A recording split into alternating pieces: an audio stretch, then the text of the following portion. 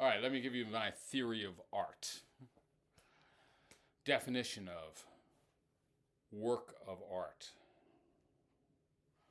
Um, I guess my dissertation was in philosophical aesthetics, but I worked on the concept of representation. And I guess I didn't primarily think of myself as trying to come up with a theory of art at any particular point, really. But I guess just after I finished grad school, I was teaching a seminar in aesthetics. Maybe my first teaching assignment post grad school at Vanderbilt. And a student asked me, I went through the whole course was organized around rival theories and definitions of art and work of art.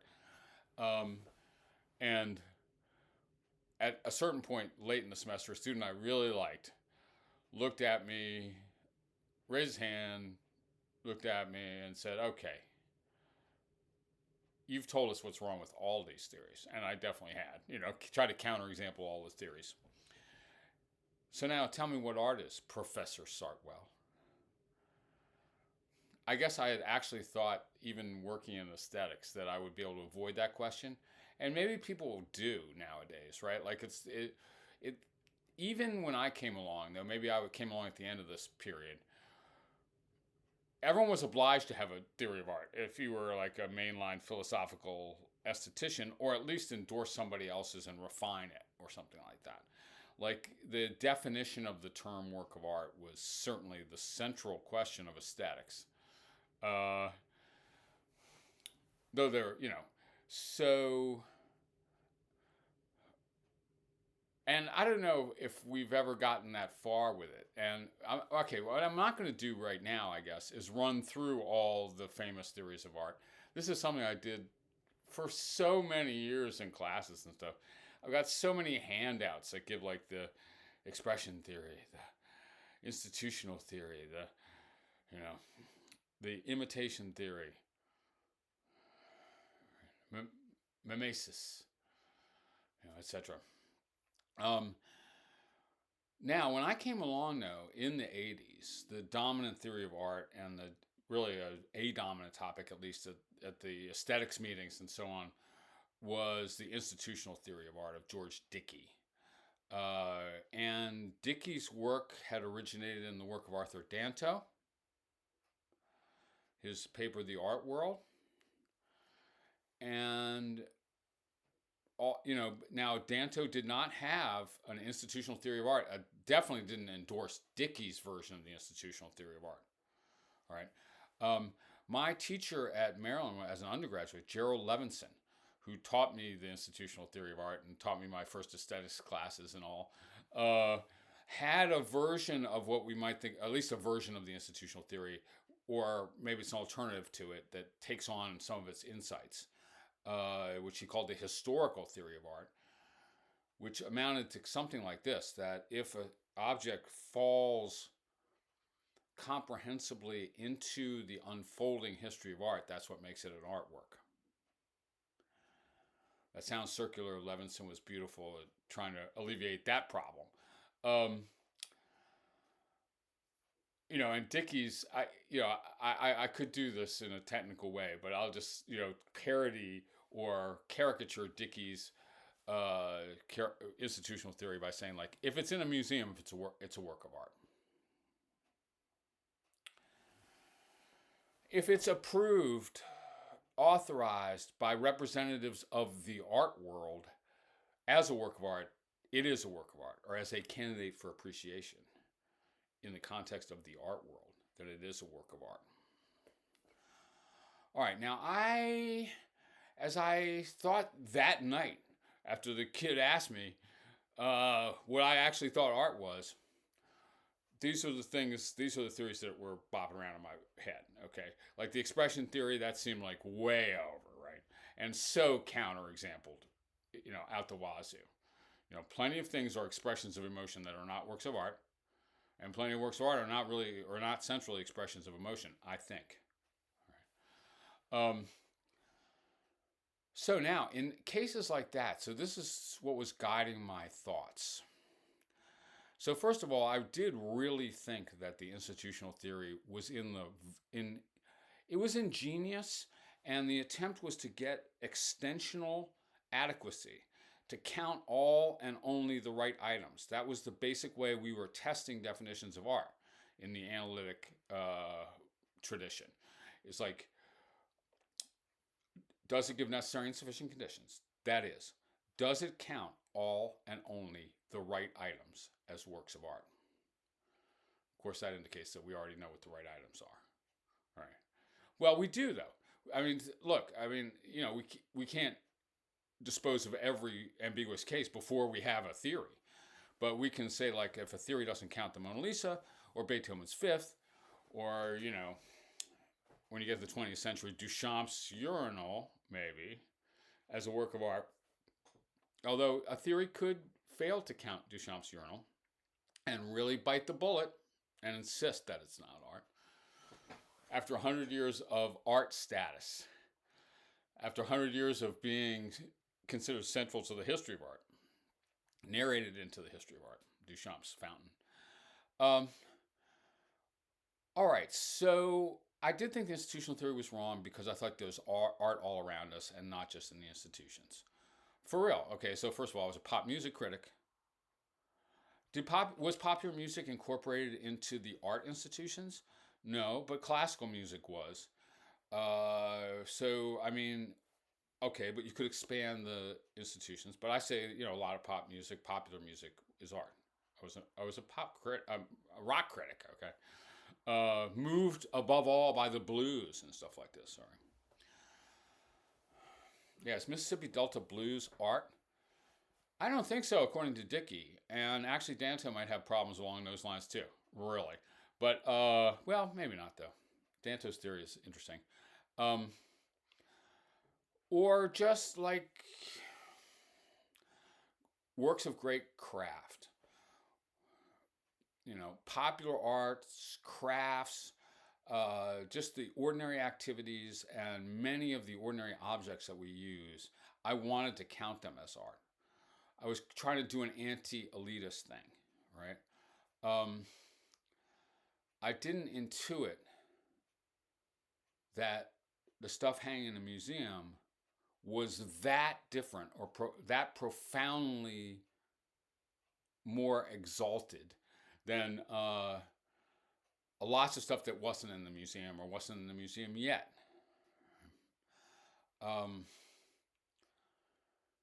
Like my step-grandmother Rhoda Kellogg was working on children's art. Those scribbles and finger painting things that she was describing and as art weren't in museums, weren't the subjects of art criticism, etc. So I was dissatisfied with the institutional theory. Now, also, I was drenched in Danto, Arthur Danto. I'm pronouncing his name Danto because he told me that's how his name was pronounced. But anyway, whatever. And then I got into the habit. It sounds wrong, though. Danto, Arthur Danto. He was obsessed, Danto was obsessed with doppelgangers. And this is definitely a challenge to any theory of art arising after the beginning of the 20th century, you know, after the 1920s, let's say, after the teens. You have cases, and like I say, Danto was obsessed by this one thing. You have cases where there is a work of art that is indistinguishable from non-works of art. That is, you couldn't tell by looking whether or why one of them is a work of art and one of them is not. So Duchamp's urinal is just the great example, right? You know, or film stills by Warhol or something like this. But just imagine a case, and Danto's Duchamp's urinal actually does this because it's actually is a urinal, you know, bought from a plumbing supply outfitter, hung upside down and with a name painted on it, R. Mutt. Those things seem to be a little bit contingent. He could have just bought a urinal and hung it. Well, could he? I don't know. That's an interesting question. So you have doppelgangers, and Danto started out his book Transfiguration of the Commonplace with 5 paintings, all of indistinguishable paintings of red squares, and he says that these are completely different in their meaning and their nature and style as works of art. So start out with one of them, red square on a canvas, is not a work of art. It's just an accident that happened when someone was spray painting some other stuff. Another one is Israelites crossing the Red Sea. The Israelites already having crossed and the sea having already crashed in.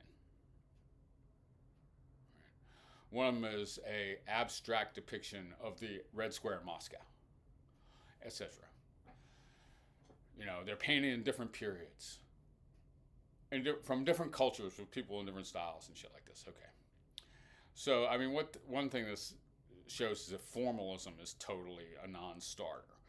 Like, you can't even tell just by looking what a painting means at all, really, in a way, right? Because there could be 2 identical paintings, one of which is a work of art and one of which is not, or one of which is an expressionist work and one of which is an impressionist work and one of which is a realist work. All right. We could try to work on it. So these are like standards that criteria that I was trying to reach in my own attempt to define the concept of art. It's going to show what's wrong with institutional theory by getting a whole bunch of other stuff in there. And if there's a problem with my theory of art, it gets way too much stuff in there. All right. Now, I did write this in 91 or 2, okay? So, it's been a while, man, and I would write it differently now. I almost wrote it in a technical way. First, I published a paper with called Process and Product, A Theory of Art. That was in Transactions of the Charles Sanders Peirce Society, which is not exactly going to set the world on fire. Nobody really noticed it. I don't think it has there's very few references to it in the literature, although you will be shocked to hear that I think it's one of the major alternatives. Sort of obviously, and I was shocked that there weren't other people who had come up with this kind of thing before, too. And then I published this was my first book, The Art of Living, Aesthetics of the Ordinary in World Spiritual Traditions. And I started it, I talk about Taoism and Hinduism, the Bhagavad Gita, gospel music, all kinds of stuff. But I started with, Process and Product, A Theory of Art. So, let's just try going at it through Danto's insight that you can't tell by looking whether something is a work of art or not.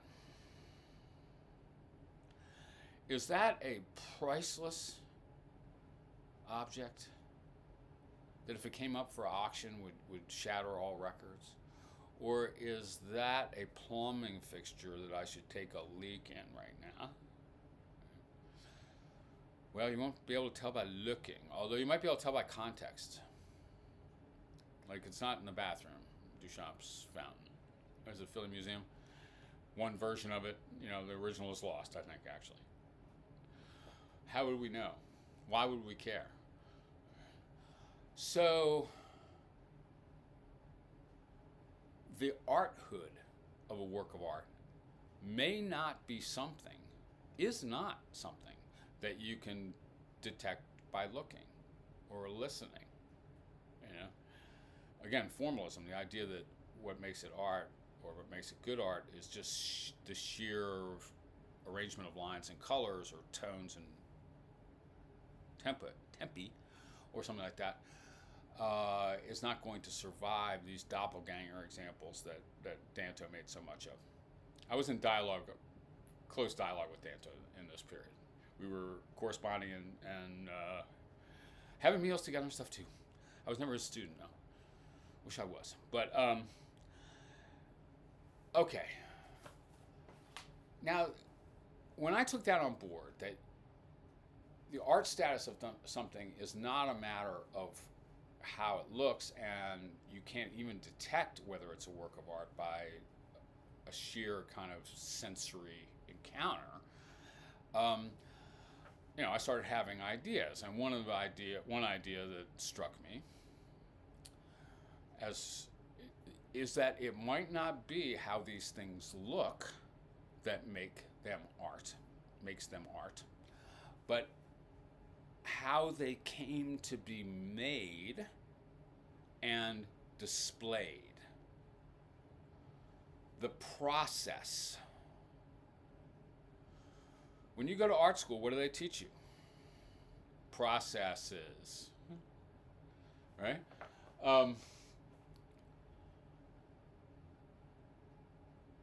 And I was married to an artist at this time,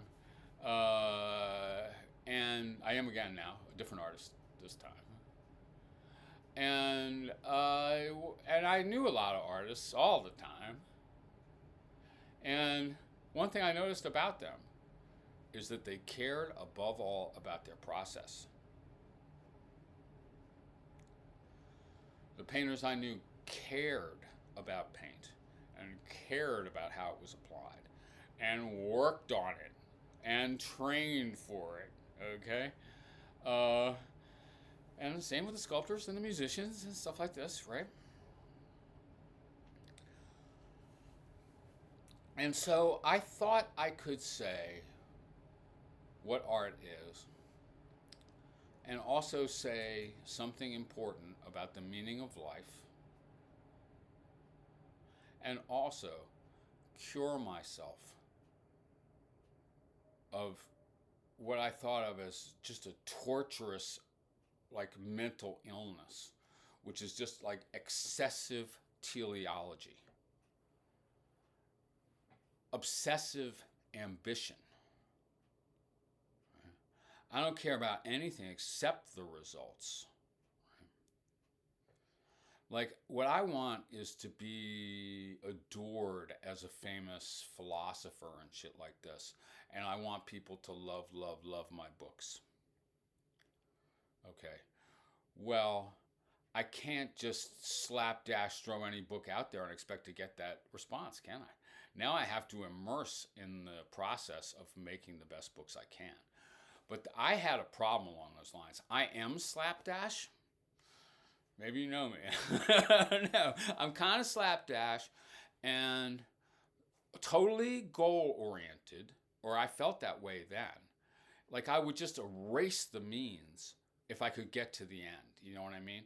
Like, I experienced my whole life as a series of obstacles to my vaunting ambition and shit like this, my goals, right? Like, I had lost the day-by-day joy of living completely to a future orientation where all this stuff was going to be realized.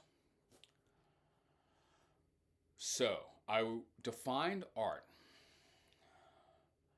I mean, here's my definition of art from the book, where I was still trying to. It's weird because this is it has a very kind of new agey spiritual thing, and a lot of Taoism, like I said, and Zen. But I wanted the definition to compete with other sort of analytic philosophy style definitions. So I tried to formulate a definition that would deal with all counterexamples. At this point, I would do it much more informally, and then start to refine if pressed, I guess. I'm more concerned now, maybe, if I haven't really put this forward very much for a long time, but I would be more concerned now to convey its spirit rather than to resist every possible counterexample. Then I was committed to there not being any counterexamples. Do you see what I mean? None that I couldn't dispose of. Okay, this is my definition. A work of art is an intersubjectively available product which, 1, is the product of a process in which, to an exemplary degree, Some aspects of the process itself are pursued for their own sake, and not merely for the sake of the end for which the process is undertaken. And two, is of a kind, members of which are themselves suited to play a role in such processes. So this was supposed to be sort of the making and the reception parts of the artistic transaction. If you are significantly,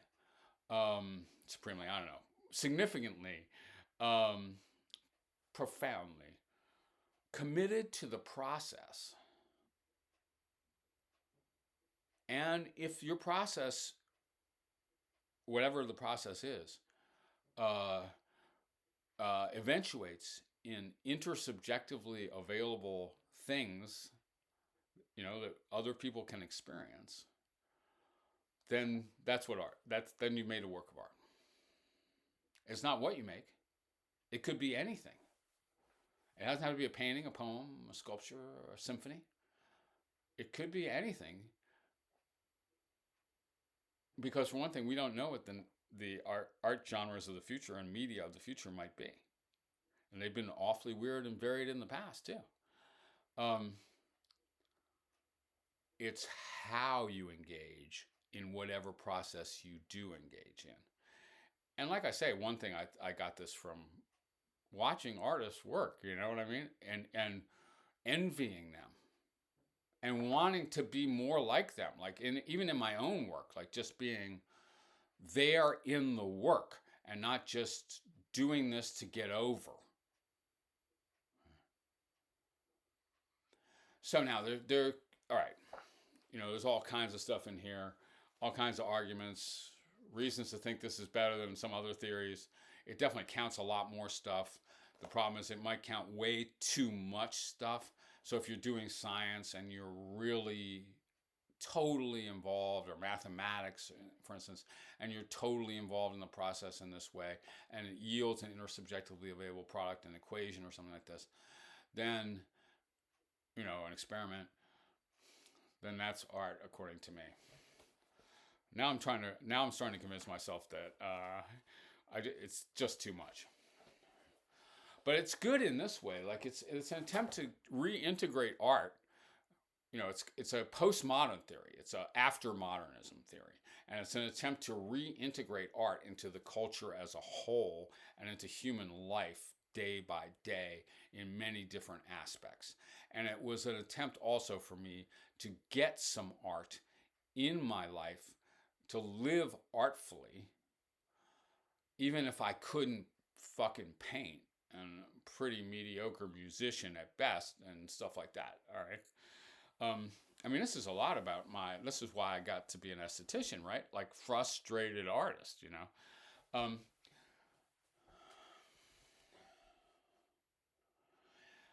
But we do talk like this too. All right. We might say of a baker that he's a real artist. We might say of a courtesan, a sexual expert, let's say, that she's a real artist. The art of sex, the art of the cupcake. These things are not, like, we use art in much wider senses than just what's in the museum, man. Now, I want to take those extended senses not to be mere metaphors, but to be legitimate applications of the concept. So there could be two identical objects, one of which, indistinguishable objects, one of which emerges from a process, an artistic process in which the person is immersed, committed, involved, embroiled in the process, and one of which is even an accident, okay, or is a natural object, or something like this. So it's the process, in that case, that has to account for the status. Actually, the treatment of the object after it exists is also a possible zone. But that's a pretty natural thing, I think. Like you objects often wear the processes that give rise to them on their sleeves, but not always. And so if you look at extremely skilled painting, this is one by my by my wife Jane Irish. You know, you can see that it's not slapdash and it requires a lot of skill to do. She calls that style post-paleoניhilism. It's wonderful. And if you looked at that and said, like, well, the person who did that didn't care about the process at all, I think, I mean, that could be true in some fantastic scenario, but I think that, reasonably speaking, you can often just look at the surface of a painting, let's say, and note the devotion of the person that made it to the process by which they made it. So this is also why art isn't, it's not this exalted thing or this separate zone. It's an aspect of every human life. It's an aspect of every culture. And it's a possibility for every person. And it's a possibility that could lead you to a better life that has spiritual implications. Art is, in this view, is about coming to presence in the moment that you're in, okay? And doing what you're really doing, while also being devoted to a result. That's characteristic of the arts, right? Like, it's not just that I'm immersed in the process.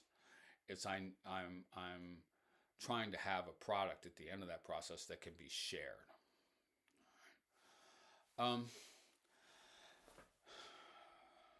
So, I think this is.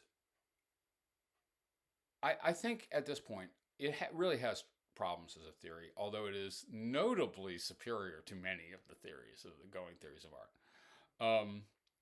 But it's counterexamplable, especially on the end of counting too much. Okay. But I also think it shows something important about art, or at least about some art. I mean, okay, so let me say one thing about Duchamp's urinal. How does it account for Duchamp's urinal? Well, Duchamp's urinal is art for me only if the process by which it came to be displayed, we could call that the process by which it was created, or we could think of the plumbing factory fixture, the porcelain plant, as the maker of the object. And then Duchamp engages in a process by which he obtains it and alters it, actually, and displays it. Now, if he's immersed in that process, the process by which fountain comes to be displayed, then to an exemplary extent, or something like that, devoted to the process, then that's a work of art. I'm going to admit that we might not immediately be able to decide. Now, I mean, this is also a problem with this view. Objects, like I say, don't wear the process that produced them on their sleeves necessarily. And so you might say that you couldn't tell from this whether it is a work of art. That, insofar as you can't detect the process by looking at the object, you can't tell by looking at the object whether it's a work of art or not. And that's something you might think a definition should do, allow you to identify. But really, what I've been arguing here, right, is that no theory that could sort by looking the artworks from the non-artworks is plausible. Because some works of art look exactly like non-works of art, including Duchamp's fountain. So you need a theory where the art status of something is not immediately visible by looking at it. That's true in the institutional theory, by the way. It's true in the historical theory. It may even be true in the expression theory. Right? Like, do I go back and confirm that this person was feeling confusion or anger at that moment or whatever? Right? I'm reading the expression off the surface. Well, I'm reading the process off the surface too. I mean, these are, I think, similarly difficult, or on some occasions quite easy tasks. I mean, another problem with this thing is it counts crafts as art. And I gotta say this, that was my goal. I wanted to destroy the art-craft distinction. And I wanted to get skill back into the account of art. All of this in the face of modernism and in the face of theories of art like Collingwood's and stuff like this. And also as a tribute to the aesthetics of John Dewey, which I had done my dissertation on, and which I love. And the art as experience by John Dewey, which, I mean, that's what gave me the spirit of this thing, I guess. This is not Dewey's theory of art, the process theory, but it's close, and Dewey talks about art processes and talks about art and art as experience in a way that would naturally conduce to a theory like this. Because for one thing, Dewey finds art everywhere too, and the art impulse everywhere. In the way people are taking care of their homes, or the way people are, or their lawns, he says this, okay, or the way people decorate the street, or the shop window, or the jazz music that they're listening to on the radio or whatever. He wants to count that, and he has reasons to count it. And good democratic values and anti-elitist moves that want to count that. Okay. Well, so in a way, I was trying to sharpen the Deweyan account into a like a definition that could be analytically defended or something like that. But I don't know if I really succeeded in that. I think there's fun stuff in that book too, though, like about country and gospel music, about technology. And we got to think about technology here. All right, so maybe I'll finish with this. AI can't make art unless AI can enjoy, immerse, and devote itself to the process of making art. If it can, if it does, if an AI program is absorbed in making a painting, fascinated by it. This doesn't seem like stuff that AI can do, but maybe there's ways to simulate it or something. Then it can make art. Until then, no. And technology, in some ways, can be compromising to art, right? Because it can compromise the feel of the process. I mean, I tend to think of these processes tactile, manual processes. But of course, there can be technological processes or things using technologies where you're immersed in the process. And of course, there can be technologies that enhance immersion in process. And that's why art and technology and craft are connected throughout their history extremely intimately, right? And every phase of technology affects art, and actually vice versa, I think. So I think that's what you'd expect on my kind of theory.